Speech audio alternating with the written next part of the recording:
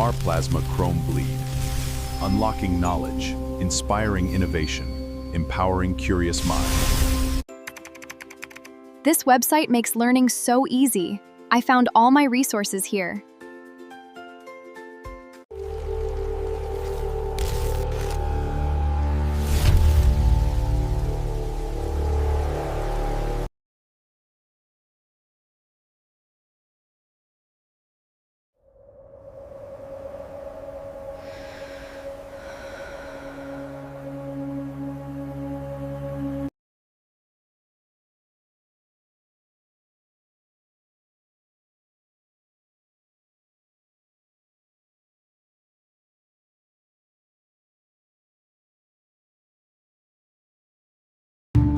Like what you share.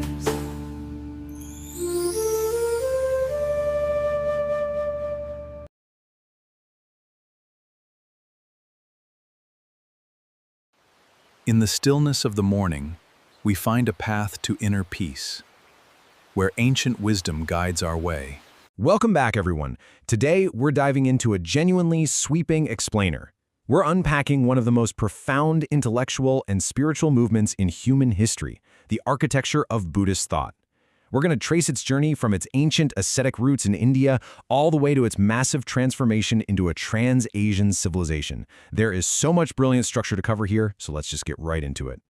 Okay, let's dive into this. Here's our roadmap for today. 1. Origins and imperial expansion. 2. The Gandharan text discoveries. 3. Core philosophy and iconography. 4. Monastic law and discipline. 5. Gender dynamics in ordination. And finally, 6. Debates and modern revival. Section 1. Origins and Imperial Expansion. To really understand this philosophy, we've got to set the historical stage. Picture the Middle Ganges Basin in the 5th century BCE. This was a time of rapid urbanization, just intense social and intellectual flux. And it was right here that the Shramana, or ascetic movements, rose up. They were directly challenging the dominance of orthodox Brahmanical ritualism and those strict hereditary caste hierarchies. So, in the 5th century BCE, Siddhartha Gautama, the historical Buddha, founds the Sangha. This was an egalitarian monastic community operating totally outside the ancient Varna hierarchy. But you might be wondering, how did this local movement become a pan-Asian civilization? Well, the huge catalyst was Emperor Ashoka in the 3rd century BCE.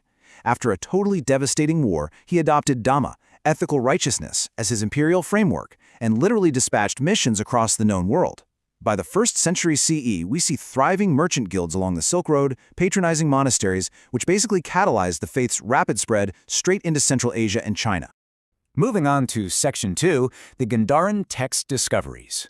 Now, as this geographic expansion absolutely exploded, it obviously required immense linguistic and structural adaptations.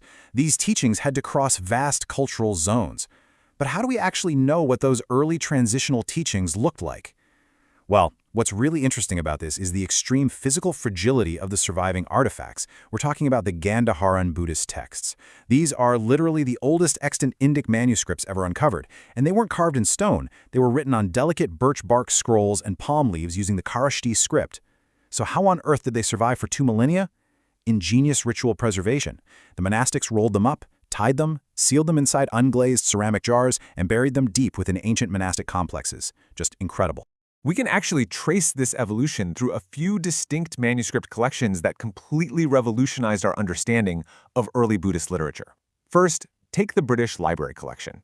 This dates back to the 1st century CE and is affiliated with the Dharma-Guptaka sect. It contains foundational texts like the Dhammapada and the Rhinoceros Sutra written on those birch bark scrolls. Then, looking at the senior collection from around the same time, we see unified sutra anthologies from the Northwest lineage. But as we move into later centuries, from the 2nd to the 8th century CE, the Shoyin collection becomes absolutely pivotal. Written on palm leaf and vellum, it contains explicit early Mahayana textual evidence. These sources show us without a doubt that Northwest India served as a massive dynamic crucible for textual systematization and doctrinal transition across multiple sects.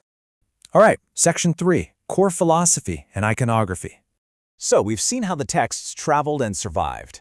Now, we need to shift our focus to the foundational philosophy that actually underpins these ancient scrolls and the vibrant visual art those ideas inspired. The core of this philosophy is essentially a systematic diagnostic framework. It helps to think of this less as a religion and more as a medical diagnosis for the human condition, treating the mind's ailments exactly like a physician treats the body. These are the four noble truths.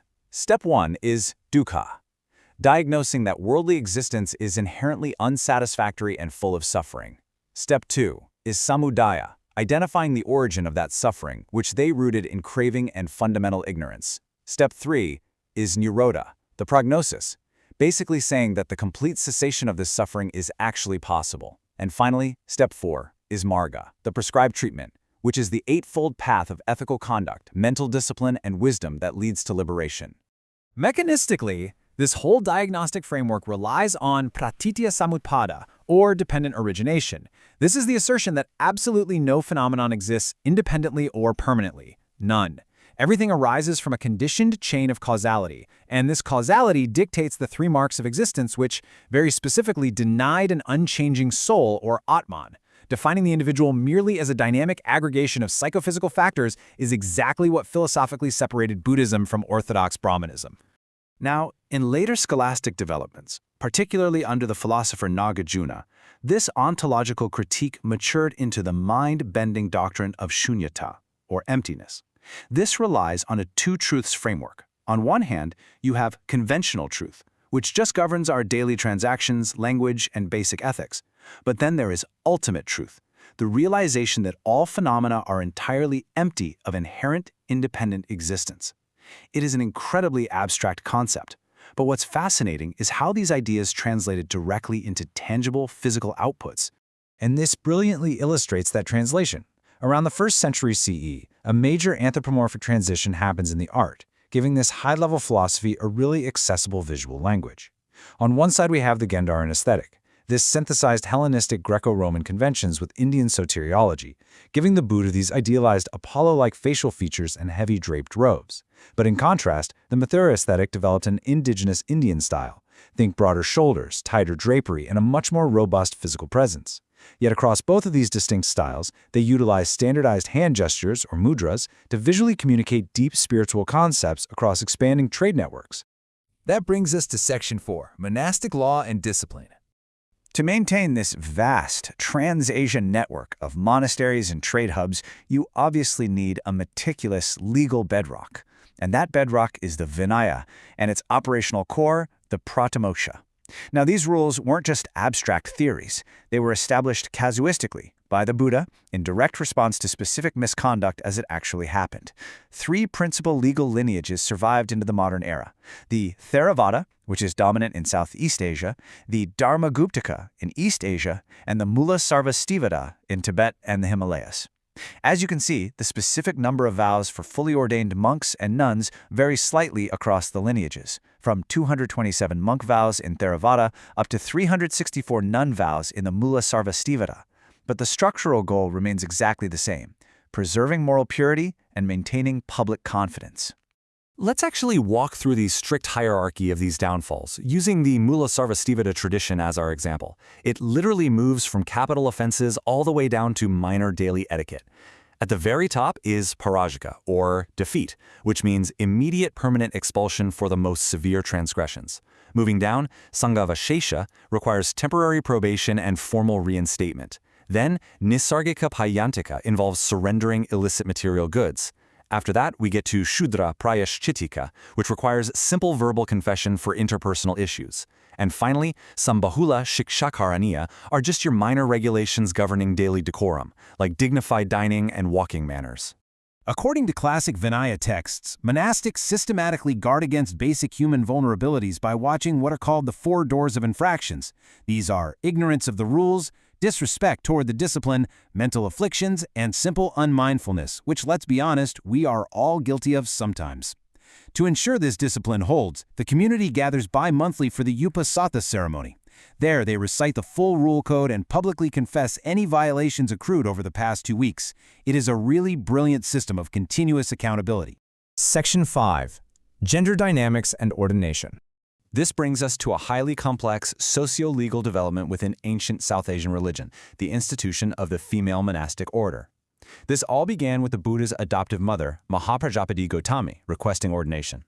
To integrate female ascetics into a deeply patriarchal ancient India, early ordination procedures evolved, eventually culminating in a dual Sangha ordination. But this introduces a crucial, intensely debated historical question. Were the 8 heavy rules, or Garuda Dhammas, authentic historical pronouncements of the Buddha? It's a question that drives a ton of modern academic re-examination into the gender politics of these ancient canonical texts. Now, according to traditional texts, acceptance of these 8 rules was the absolute condition for the first female ordination, and they mandate strict structural subordinations. For example, they state that nuns must bow to any monk completely regardless of seniority. They must seek official exhortation from the male Sangha every fortnight.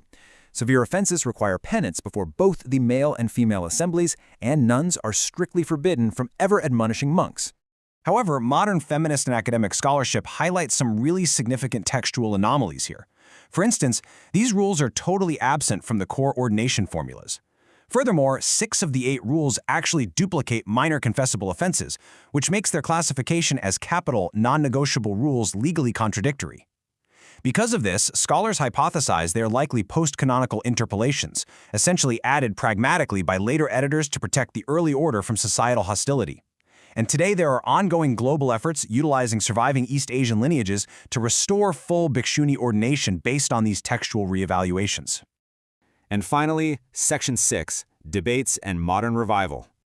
For our final section, we're exploring how Buddhism clashed with orthodox Brahmanical schools over the centuries, and how it eventually evolved into a modern emancipatory movement. So, the crucial point is how this critique reached its zenith with figures like Adi Shankara of the Advaita Vedanta school. Shankara argued forcefully against the Buddhist doctrine of emptiness. He claimed that denying a single, unchanging consciousness is basically nihilistic, it violates basic epistemology, and renders the empirical world completely incoherent, preferring his view of reality as nirguna Brahman masked by illusion. But in a fascinating twist, the Advaita Vedanta school comes in and rejects both of them, believing instead in a real creation sustained by a personal deity. Which leads to a fantastic bit of historical irony. Rival dualist schools actually accused Shankara himself of being a Prachana Bodha, a structurally disguised crypto-Buddhist. They argued that Shankara's Hindu concept of an attributeless reality, mediated by the illusion of Maya, was essentially identical to the Buddhist framework of emptiness and the Two Truths doctrine. It just goes to show how deeply intertwined these intellectual debates actually became. But beyond all this abstract ontology, Buddhism has always maintained a socio-political critique of caste structures. Fast forward to the 20th century, and this was revitalized into a modern anti-caste framework in South Asia called Navayana, or the New Vehicle. Formulated by Dr. B.R. Ambedkar in 1956 during a mass conversion movement, Navayana explicitly rejects traditional Brahmanical caste purity and karmic determinism, which were used to justify caste oppression. Instead, it reframes the 4 noble truths entirely around social justice, human dignity, and equality, viewing the Buddha not as some magic miracle worker, but as a rationalist and a dedicated social reformer. Which brings us to our final provocative thought. How does the philosophy, anchored in the absolute impermanence of all things, manage to continually adapt, inspire, and survive for over 2 millennia? From fragile birch bark scrolls hidden in ceramic jars all the way to global anti-caste human rights movements, it is a continuous, incredible interplay of rigorous institutional discipline and brilliant philosophical innovation. I really hope this explainer leaves you hungry to explore more of this vast history on your own. Keep learning, and we'll catch you in the next one. Like what you share.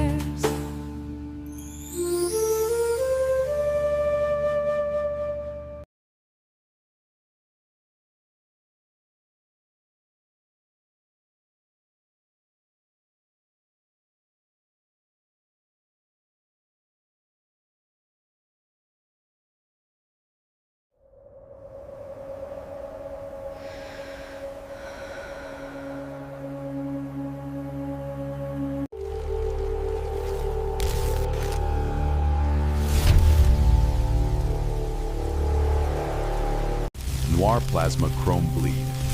Unlocking knowledge, inspiring innovation, empowering curious minds.